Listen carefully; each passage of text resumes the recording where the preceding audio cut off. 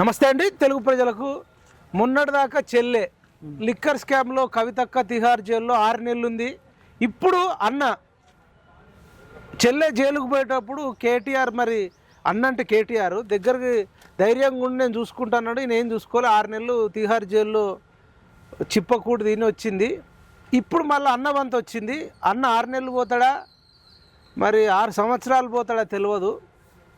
ఎక్కడ చూసినా ఈరోజు ఈ ఫార్ములా కార్ రేస్కి సంబంధించిందే నడుస్తుంది. ఇలా ఆంధ్రజ్యోతిలో చూసుకుంటే అంతా కేటీఆరే చేశారు. ఫార్ములా ఈ కార్ రేస్ ఒప్పందాలు చెల్లింపులన్నీ ఆయన కనుసన్నల్లోనే జరిగినాయని చెప్పేసి అరవింద్ కుమార్ నిబంధనలు ఉల్లంఘించిన మంత్రికి చెప్పాం, మనదే అధికారం నిబంధనల ఉల్లంఘన గురించి మంత్రికి చెప్పాం, మళ్ళీ మనదే అధికారం ప్రొసీడ్ అన్నారు.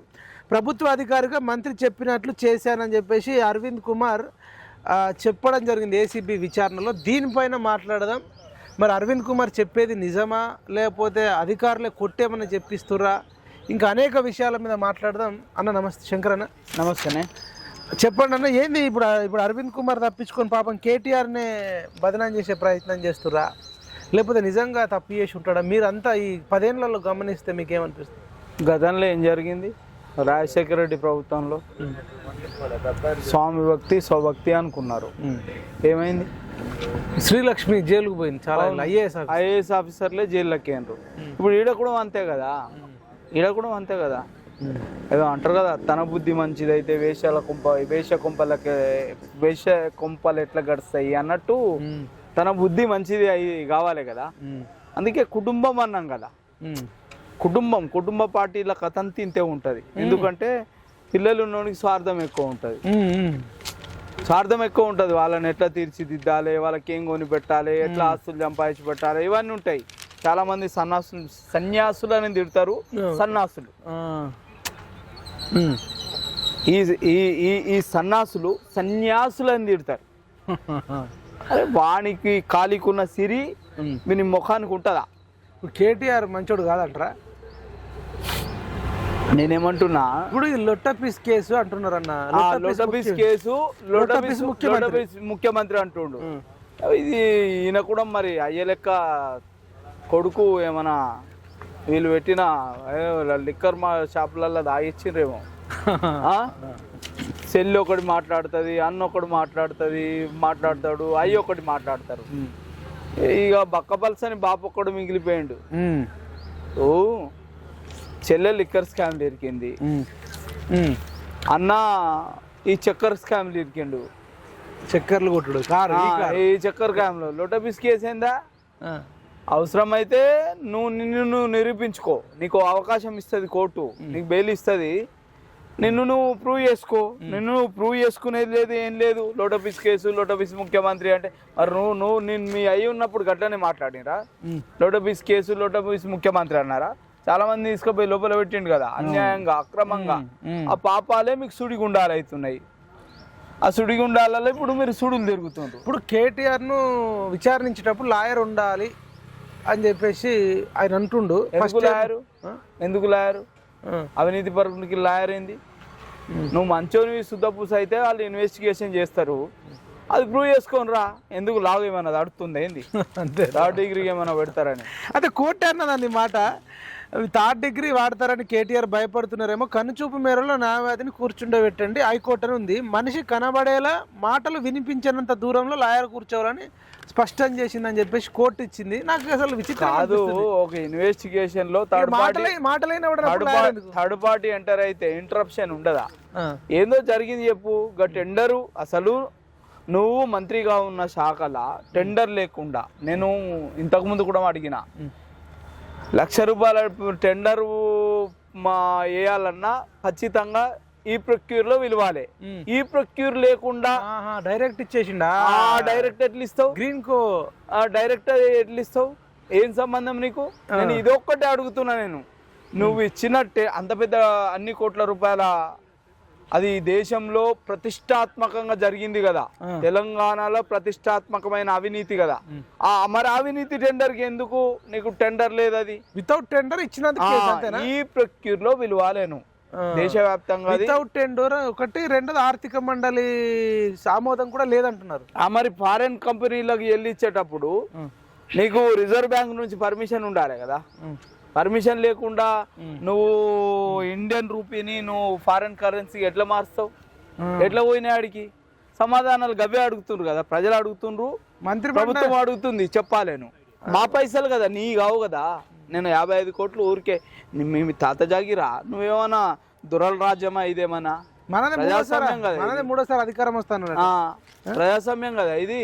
ప్రజాస్వామ్యంలో నువ్వనేటోనివి మీ నాయన అనేటోడు, అదే బాపు బక్కపల్సని బాపు అనేటోడు తెలంగాణ తెచ్చిండు, తెలంగాణ ఇచ్చిండు, తెలంగాణకి ఏదో ఊరగొట్టిండు అంటున్నారు కదా. మరి ఒళ్ళు దగ్గర పెట్టుకోవాలి కదా. సో ఎందుకు లేదు? సో ఎందుకు లేదన్న?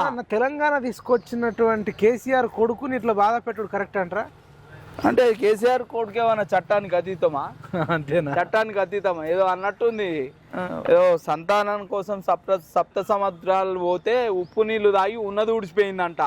అట్లా ఉన్నది ఊడిపోయేటట్టే ఉన్నది సార్ది. తెలియదా నీకు? నీకు ఏమన్నా చిన్నపిల్ల కానివా? నువ్వు అమెరికాలలో చదువుకొని వచ్చినావు కదా, అంగట్ల చదువు చదివినావు కదా అమెరికాలల్లో. హోటల్లో వెయిటర్గా చేసినావు కదా, లెక్కలు తెలియదా నీకు? పత్రం తెలియదా? బిజినెస్ మేనేజ్మెంట్ తెలుసు కదా నీకు. మొత్తం కంపెనీలన్నీ నువ్వు చెప్తేనే వచ్చినాయి కదా, ఇంకెవరు చెప్తే రాలేదు కదా తెలంగాణలాగా. మరి ఆ మాత్రం నీకు లెక్కలు తెలియదా? ఆ మాత్రం నీకు సోయి లేదా? లేదా నీకు సోయి ఎందుకు లేదని అడుగుతున్నా నేను. ఇప్పుడు నేను చేసిన తప్పేందంటారు ఆయన? నేనేమంటున్నా, టెండర్ ఎందుకు విలువ లేదని అడుగుతున్నా. నేను అడుగుతున్నా, ప్రభుత్వం అడుగుతలేదు. నేను పైసలు ప్రతి రూపాయి ట్యాక్స్ కడుతున్నా గవర్నమెంట్ కి. నేనే అడుగుతున్నా, టెండర్ ఎందుకు ఈ ప్రొక్యూర్ విలువ లేదు? పారదర్శకత ఎందుకు లోపించింది? థర్డ్ పార్టీ ఏది నెక్స్ట్ జెన్ కంపెనీ ఎందుకు వెళ్ళిపోయింది? గ్రీన్ కో కంపెనీ ఎందుకు ఇన్వాల్వ్ అయింది? డైరెక్ట్ లావాదేవీలు ఈ ఫార్ములా ఏదైతే ఉంటుందో ఫారెన్ కంపెనీకి డైరెక్ట్ డబ్బులు ఎట్లా ముట్టినాయి? ఇవన్నీ అడుగుతున్నాం, క్వశ్చన్లు సమాధానం చెప్పాలి. ఇప్పుడు ఇది ఈడీ చూడాలన్నా ఏసీబీ చూడన్నా? అది ఈడీ చూడాలి. మరి ఇప్పుడు ఏసీబీ ఎంటర్ అయింది కదా, మరి ఏసీబీ కూడా ఎంటర్ అవుతుంది. అన్ని ఈయన కథలో ఒక్కటి కాదు. ఈడీ అటాచ్మెంట్ లో ఉన్న భూములను కూడా అమ్మారు కదా వట్టినాగులపల్లిలో. ఇంకా ఆ కేసు బయటికి రాలేదు. కూడా మనీ లాండరింగ్ కేసు కిందకి వస్తుంది అని చెప్పేసి ధర్మపురి అరవింద్ ఈడీకి నువ్వు తిహార్ జైలుకు పోనా, ఇక్కడ హైదరాబాద్ ఉండే చెంచల్ కూడా పోనా తేల్చుకోన్నట్టు మాట్లాడు. అన్ని జైలు తిరగాలి, అన్ని జైలు తిరగాలి. వాళ్ళకేమన్నా జైలు ఏమైనా కొత్తనా? తిరిగిన వాళ్ళేనా వాళ్ళు? అన్ని జైళ్ళన్నీ తెలుసు వాళ్ళకి, అన్ని తిరగాలి కూడా. మళ్ళొక్కసారి తెలంగాణ మళ్ళీ తిరగాలి. కాదన్నా కేసీఆర్ తెలంగాణ తెస్తే వాళ్ళ కుటుంబ సభ్యులు ఇంట్లో బాధ పెట్టుడు కరెక్ట్ అంటారా? ఏది లోటపిసా? ఆయన ఏం తెచ్చిండు? ఆయన సాగు నోట్లో పేగులు ఆయన ఏం తెచ్చిండు? తెలంగాణ ఉద్యమం అంటే కేసీఆర్ ఉట్టకముందు తెలంగాణ లేదా? కేసీఆర్ ఉట్టకముందు తెలంగాణ ఉద్యమం లేదా? 1969లో 369 మంది 370 మంది బుల్లెట్ దెబ్బలకు చచ్చిపోయారు. బుల్లెట్ దెబ్బలకి ఊరికే కాదు. ఆ చరిత్ర నువ్వు ఆ బలమైన చరిత్రని, గొప్ప చరిత్రని నెత్తి మీద ఎత్తుకున్నావు కాబట్టి నిన్ను తెలంగాణ ఎత్తుకున్నది. లేకపోతే నీ పాస్పోర్ట్ బ్రోకర్లను ఎవడెత్తుకుంటాడా? ఇప్పుడు హరీష్ రావు తాగుబోతులను ఎవడెత్తుకుంటాడా? బ్రోకర్లను ఎవడెత్తుకుంటాడా? ఎవడెత్తుకుంటాడు? తెలంగాణ ఉద్యమం నువ్వు మోసినావు, తెలంగాణ ప్రజలు ఆత్మగౌరవం అనే ఆకాంక్షను మోసిండ్రు. అంతే తప్ప ఈయన తెస్తే ఇస్తే వస్తే ఎవ్వడివి దేం లేదు, పోరాటం లేదు. ఎక్కడదే తెలంగాణ అంటే కేసీఆర్, కేసీఆర్ అంటే తెలంగాణ, కేసీఆర్ కుటుంబమే తెలంగాణ, తెలంగాణ కుటుంబమే కేసీఆర్ అని చెప్తున్నారు కదా. మీరు చూడలే డైలాగులు? ఏమన్నాం? తెలంగాణ అంటే కేసీఆర్ కుటుంబం అట. మేము గాడులా కేసీఆర్ కుటుంబం అంటే నువ్వేమో అందరు చేసిర్రు. మేమేమన్నా గాడులా కష్టం ఏడేమన్నా? నువ్వు కదా ఖమ్మం జిల్లా నిమ్మరసం తాగితే నిమ్మరసం కాదు ఇది తాగు అని ఆర్ట్స్ కాలేజ్ ముంగట ర్యాలీ చేసినాం కాదు.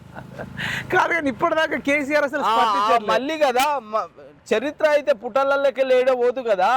మళ్ళీ నువ్వు దీక్షను కొనసాగించినావు కదా. మరి ఖమ్మం జిల్లా నిమ్మరసం ఎందుకు తాగినావు? నువ్వు నిమ్మరసం కాదు మా రక్తం తాగు, లేకపోతే మాది ఇది తాగు అని ఎందుకన్నాం? ఇవాళ త్యాగాలు మాయ అయినాయి, భోగాలు మీ అయినాయి అని చెప్తున్నాం. 100% త్యాగాలు మాయి. వాళ్ళ ఇంట్లో వాళ్ళని ఒకటి చచ్చిపోయిందా సాక్రిఫై అయిందా? మేము కదా చచ్చిపోయింది, మేము కదా జైళ్ళలో ఉన్నది దీర్ఘకాలికంగా. ఓకే అయితే ఇప్పుడు హరీష్ రావు ఒక మాట అంటున్నా, ఏమంటాడు?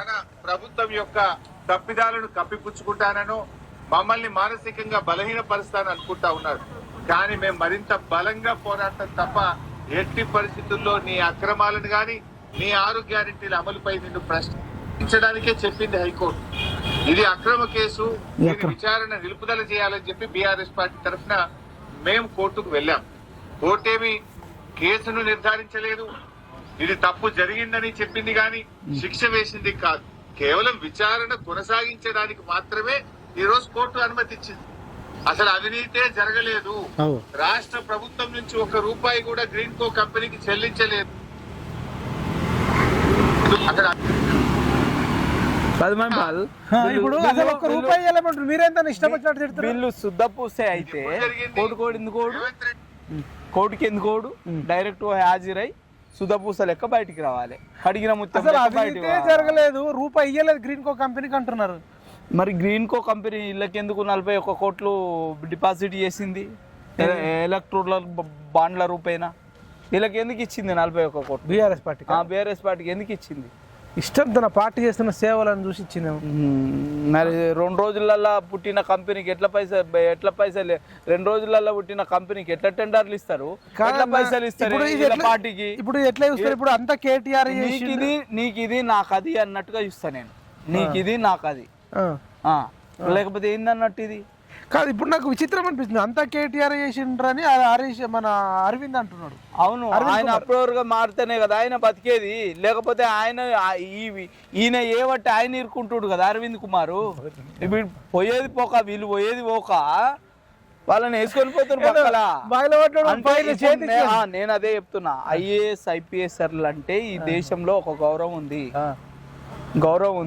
ఆ గౌరవాన్ని రాజకీయ నేతలకు తల ఉండదు, తోక ఉండదు, బుర్రు ఉండదు, మోకాళ్ళు ఉంటది. వాళ్ళ లక్ష్యం, ధ్యేయం, గమ్యం అంతా బగ్గ సంపాదించుకోవాలి, 10-20 తరాలు తినేటట్టు సంపాదించి కూడబెట్టుకోవాలి, ఎలక్షన్లలో మళ్ళీ ఎలక్షన్ల కోసం డబ్బులు తయారు చేసుకోవాలి.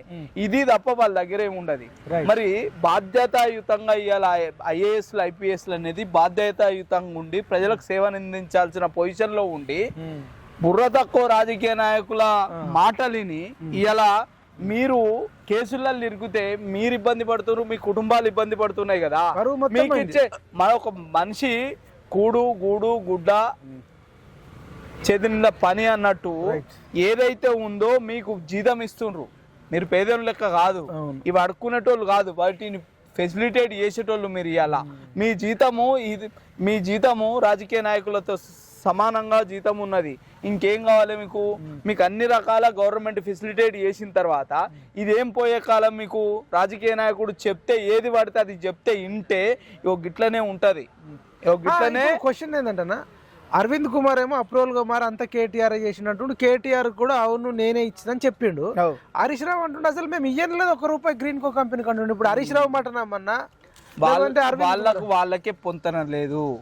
నీవు శుద్ధపూసవి అయితే, నువ్వు కడిగిన ముత్యమే అయితే, నువ్వు పినాయిల్ వేసి కడిగిన బాత్రూమే అయితే, మరి ఎందుకు నువ్వు కోర్టుకేనావు? ఈ విచారణకి ఎందుకు అడ్వకేట్ ఉండాలంటున్నావు? ఎందుకంటున్నావు? మీరు చెప్పండి, మీరేమనుకుంటారు? అంటే ఏమై ఉంటది ఏమో, మరి ఆ 3rd డిగ్రీ వేస్తారే అనుకుంటున్నారేమో, అంతే తప్ప ఇంకొకటి ఏం లేదు.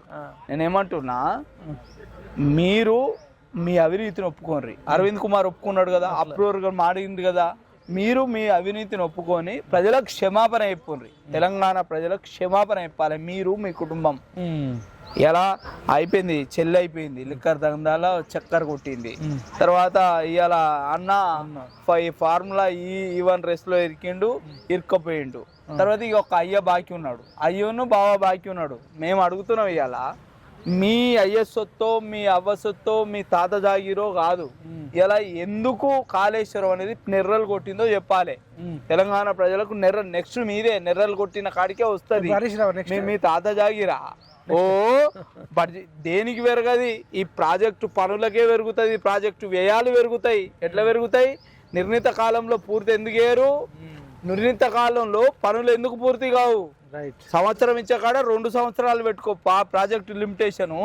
సంవత్సరంలోనే పూర్తి కావాలని ఎందుకు అడుగుతున్నావు? 2 సంవత్సరాలు పెట్టుకొని వానికి 2 సంవత్సరాల కంప్లీట్ చేయమని ఆర్డర్ అయ్యు, ఆ పనులు చేపియు. అంతేగాని 3 నెలల టైం పెట్టి ఒక పెద్ద ప్రాజెక్టు 3 నెలల టైం పెడతారు, 30 సార్లు పెంచుతారు వ్యయం.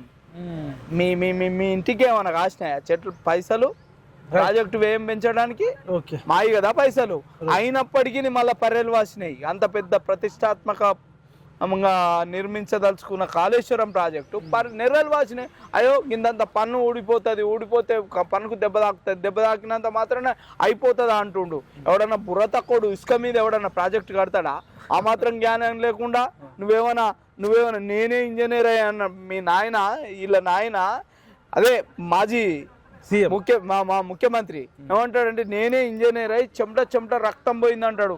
అరే నాయన నువ్వే ఇంజనీర్ అయితే ఇంక ఇంజనీర్లు ఎందుకు, వాళ్ళకి డబ్బులు ఎందుకు, ఉద్యోగాలు ఎందుకు, అన్ని చదువుతాడు. 80,000 పుస్తకాలు అన్ని చదువుతారు. మందు కొట్టేటోళ్ళు ఏం చేస్తారు? కాళ్ళు మీదికి వేస్తారు, తల కిందికి వేసి భూమి ఎట్లా గుండ్రంగా ఎందుకు తిరుగుతుందని అడుగుతుంటారు. రైట్. అసలు ఇప్పటిదాకా మరి కేసీఆర్ స్పందించలేదన్న కొడుకు మీద ఇట్లా కేసులు అవుతుంటే ఏమనుకుంటారు మరి? కారణం ఏంది? ఏముంది వీళ్ళు చెప్తారు, టిఆర్ఎస్ పార్టీ వాళ్ళు టిఆర్ఎస్ వాళ్ళు అంతా వ్యూహాత్మక మౌనం అంటారు. వ్యూహాత్మక మౌనం లేదు, మశాడని లేదు, పనికిరాని ఏడ ఇరుక్కుంటారు.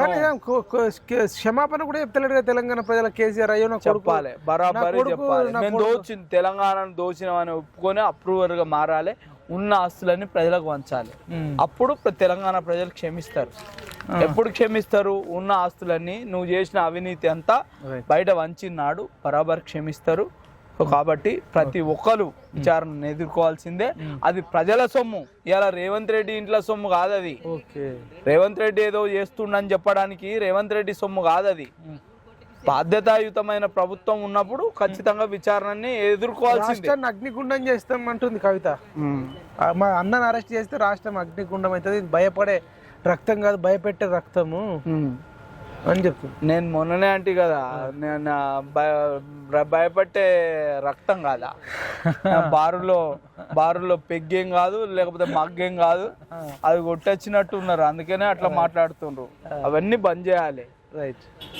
కాబట్టి ఇవన్నీ తెలంగాణ ప్రజలకు నష్టపరిచే విధంగా ఉన్నాయి. కాబట్టి బరాబరే ఆ పైసలను కక్కియాలి, తెలంగాణ ఖజానాకి వాటిని మరలించాలి, తెలంగాణ సంక్షేమం మీద ఖర్చు పెట్టాలని ఈ ప్రభుత్వానికి డిమాండ్ చేస్తున్నా. రైట్ అండి, థ్యాంక్ యూ. ఇదండి ఓయూ శంకర్ అన్నతో సంచలన ఇంటర్వ్యూ. నువ్వు మంచోడు అయితే నీకు లాయర్ ఎందుకు, డైరెక్ట్ కోర్టుకి ఎందుకు వెళ్తున్నావు అని చెప్పేసి మరి ఓయూ శంకర్ అన్న సంచలన వ్యాఖ్యలు చేసిండు. నిజమే అనిపిస్తుంది. కేటీఆర్ నీకు నిజంగా భయం లేకపోతే, నువ్వే తప్పు చేయకపోతే నీకు అడ్వకేట్ కనబడేటట్టు ఎందుకు? నువ్వెన్ని అంటే నీకు భయం వేస్తుందా? డైపర్లు దడుస్తున్నాయా, లాగులు దడుస్తున్నాయా అని తెలంగాణ యువత అనుకుంటుంది. చూద్దాం మరి ఏం జరుగుతుంది. ఈ దుర్మార్గుడు చేసిన అన్ని కక్కిస్తుందా ఈ ప్రభుత్వం, కక్కియదా అనేది చూద్దాం. చూస్తూనే ఉండండి PMR TV. జై జవాన్, జై కిసాన్, జై హింద్.